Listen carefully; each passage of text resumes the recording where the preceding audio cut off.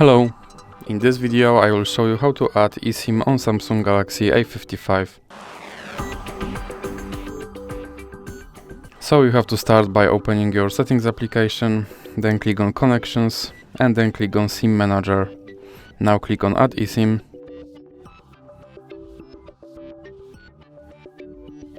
Then click on scan QR code, and now you have to scan your QR code.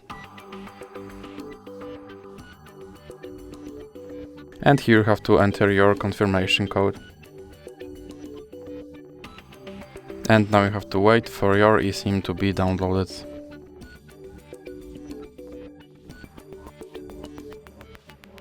And now, as you can see, my eSIM is added to my device.